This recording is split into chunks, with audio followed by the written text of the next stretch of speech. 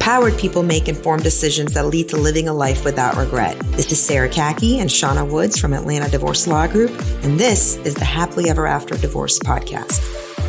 Welcome to the Happily Ever After Divorce Podcast. I am Sarah Kaki with the Atlanta Divorce Law Group, and I am joined by our managing partner, Shauna Woods. Shauna, hey. Hey, Sarah. Shauna, today, as you know, we are joined by our very own Atlanta Divorce Law Group, Tara. Hey, Tara. Hello, hello. So we have Tara with us today. Tara's actually the producer of our podcast, but today we wanted to bring her to the mic with us because we wanted to talk about a sensitive topic, and that is the mental health challenges of our children. We've talked in the past about parents who have mental health diagnoses or have mental health challenges. Shauna shared her story about her mother growing up, and I did about my father.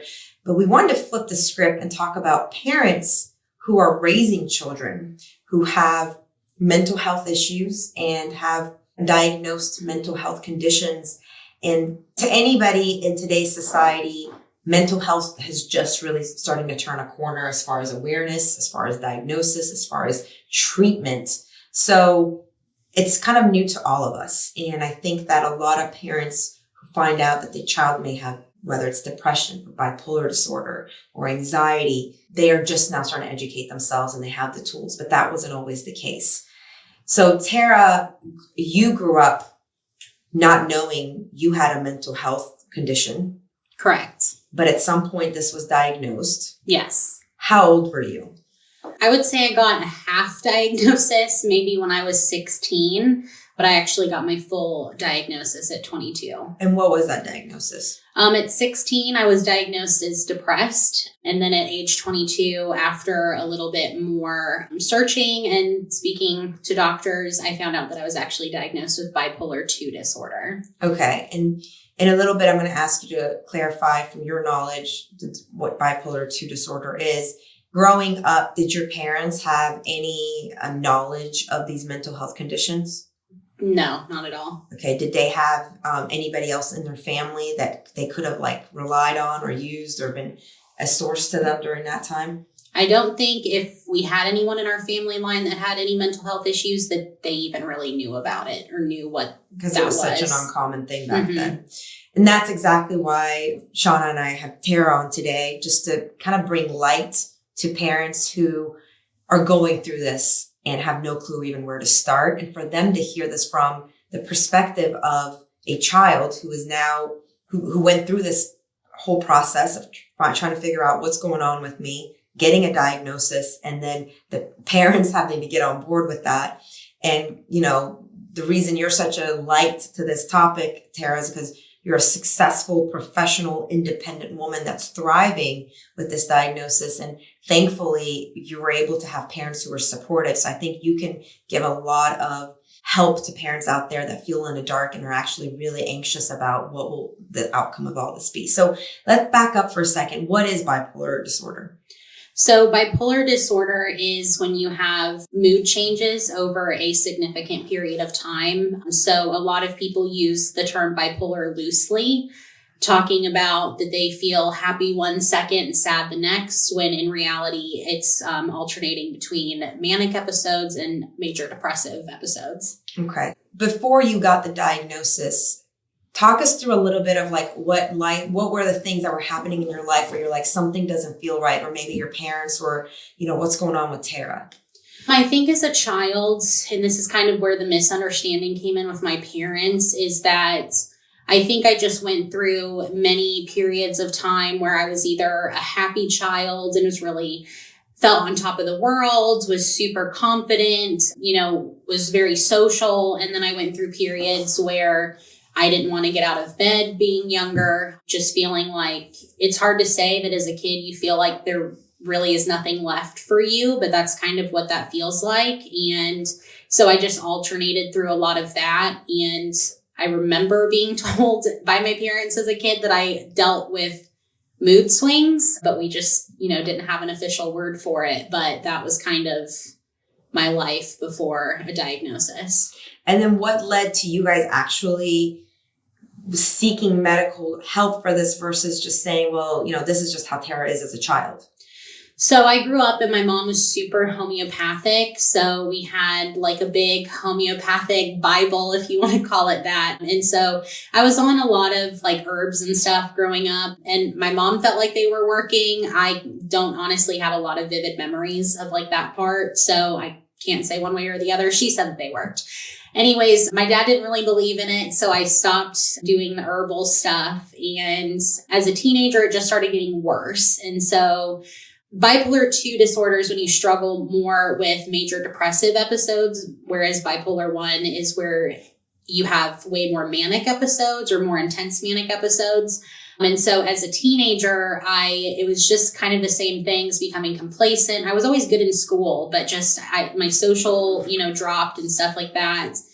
And so my mom got to kind of a breaking point with me. And so we went and saw a therapist, and that's where I was diagnosed as depressed, because bipolar is typically not a diagnosis that you get as an adolescent, which is actually very dangerous at the end of the day. But that's kind of how we started the medical help or medical treatment of everything.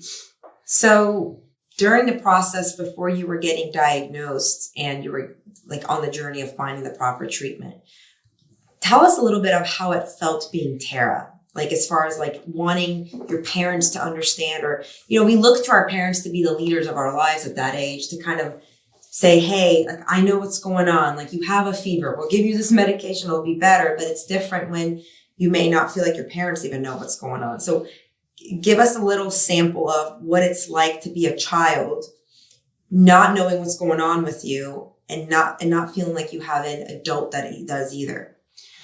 I think the worst part, and me and my parents have talked about that a lot, is that when you just as a parent don't understand or have never experienced what it's like to even have that, whether it's an adult or a child, it's kind of hard to know how to help someone get through it. And so that's kind of where it took so long to get a diagnosis. But as far as just going through my normal day-to-day, it was just really hard if I was trying to express that I felt super low. And that part is kind of what sucked, because being bipolar 2, my manic episodes where I was always really fun, really social, I was normal. That was Tara's normal time. And then the depressive is kind of where they thought was different. And so I was just always told that I was super sensitive, or that I cried too much, or that I let things eat me up, that I cried over spilt milk, stuff like that. And so that was really hard when you're constantly being told that at the end of the day, it's not that serious, or whatever you're upset about is not that big of a deal. When you have these mental health issues, it literally feels like your world is crumbling around you. So just being a little bit more understanding of the mindset of someone who struggles with this. What are some signs your parents you think they could have seen to know that there's something more going on here than behavior, right? Because I think that's the hard part, Shauna. Right. When you have, I look at my children sometimes, and like, one is always positive about everything. The other one just feels like, man, you're just negative about everything. And sometimes you don't know, is this just her temperament, or is it a behavioral thing that I need to fix? I think this is the big challenge parents have. Am I dealing with a mental health condition, or am I dealing with a behavior that I need to fix? I would say the best, or like the number one tip that I could give, is just paying attention to patterns in your child's behavior. Because even struggling with depression, there is like lights in the tunnel. It's literally a tunnel with a bunch of lights in it. There's light and dark times, whereas with bipolar, it's very up and down. So I think when you start paying attention to patterns, you'll know if your kid is just being temperamental, or is having a bad day and doesn't want to be dealt with that day, or if you can actually identify patterns of, my kid is going through a very low point. And then paying attention of the intensity of their emotions is going to be a big one too. There's definitely a huge difference in being sad or upset and being depressed. So I think educating yourself a little bit on what it looks like for a child, especially to just be sad or having a bad day, or when they're struggling on getting out of bed, struggling to talk to you, don't want to open up to you and stuff like that, that's, I think, when you really need to start paying attention. I'm really curious, Tara, at what age do you feel that your symptoms started manifesting? I would say probably middle school years, maybe. I just think before that, you kind of your brain's developing. You don't really know what's going on. I didn't know that I had a problem younger. I just thought everybody felt like this. And then you start learning off of social cues and stuff like that it's not normal.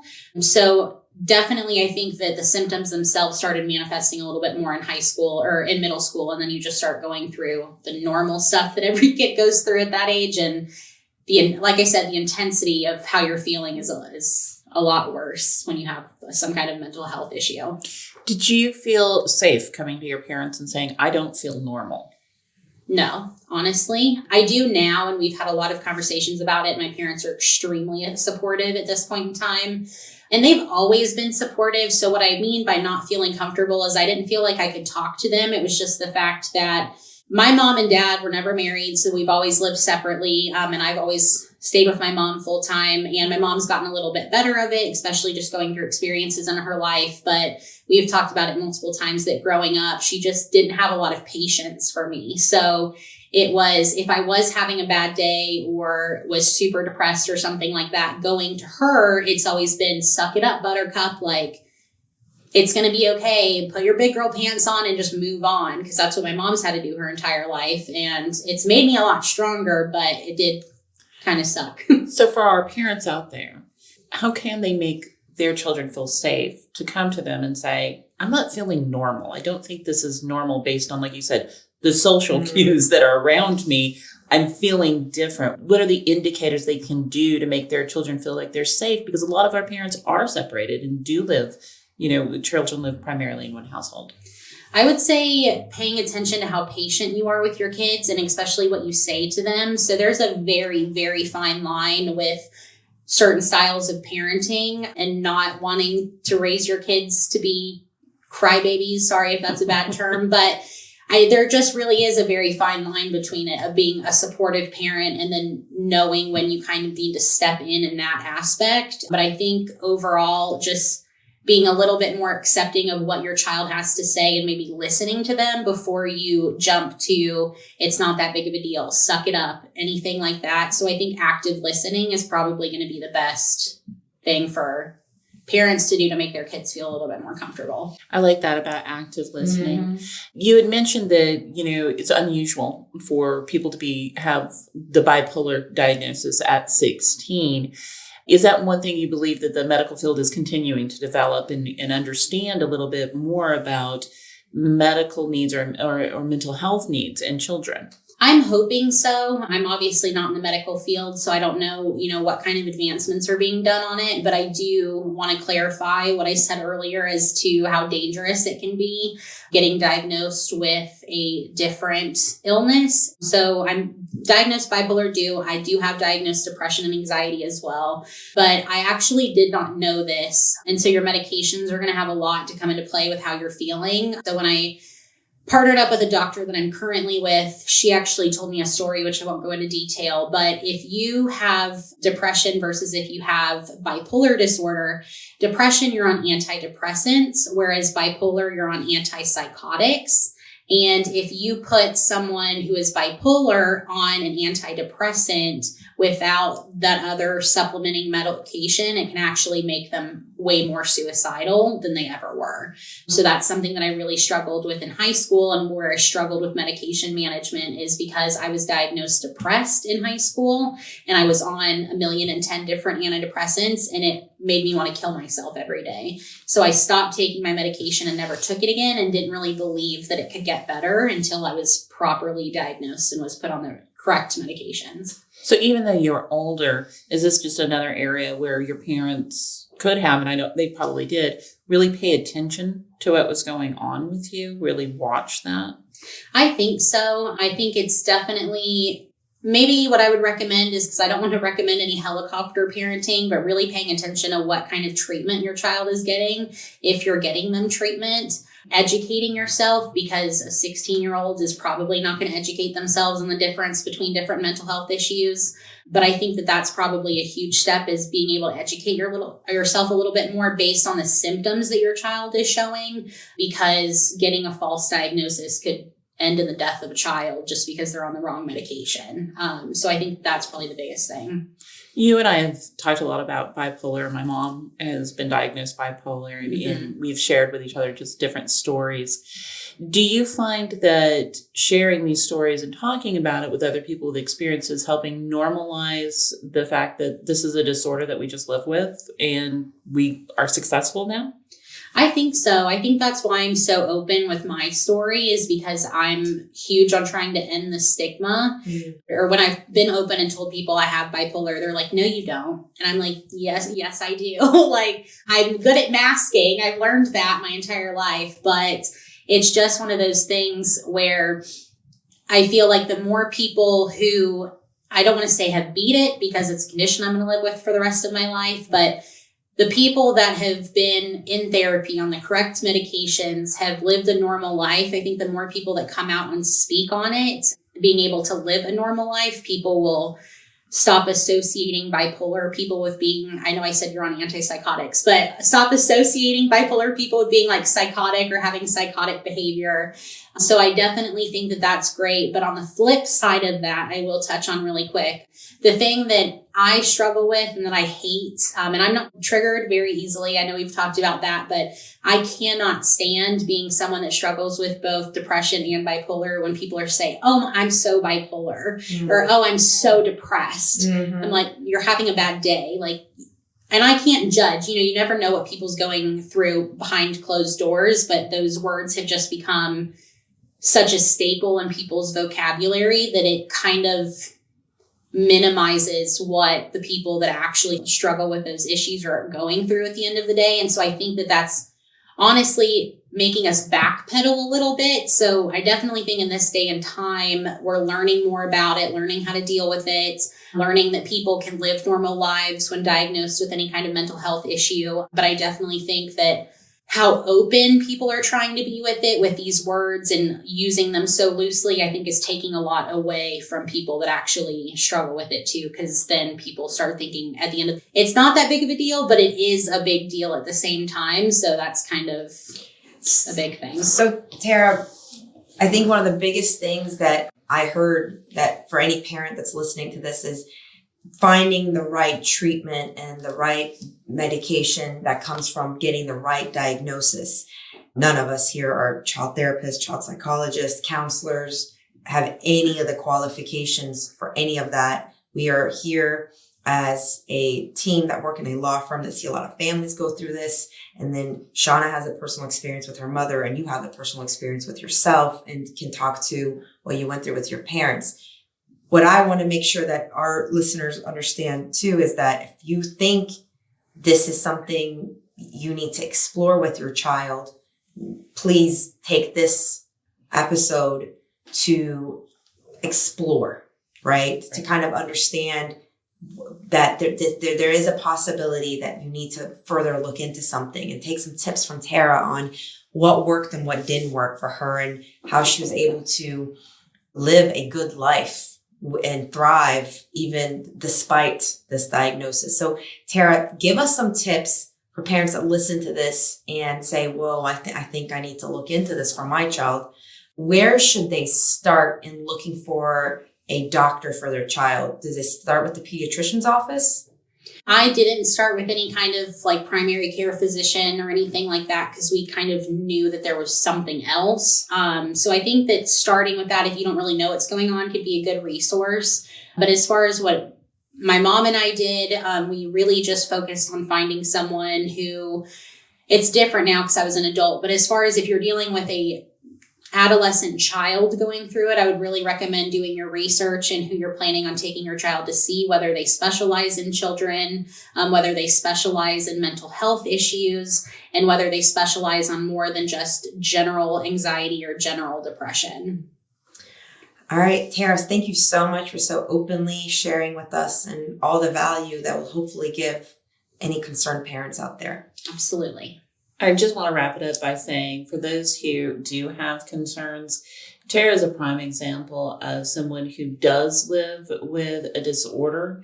It is something that is a part of her. It is not her. Mm-hmm. And she's an extremely, successful person who has learned to live with something that people have and can learn to live with. Yeah. And that's what I think is so great about the possibility that you open up people's mind to with this.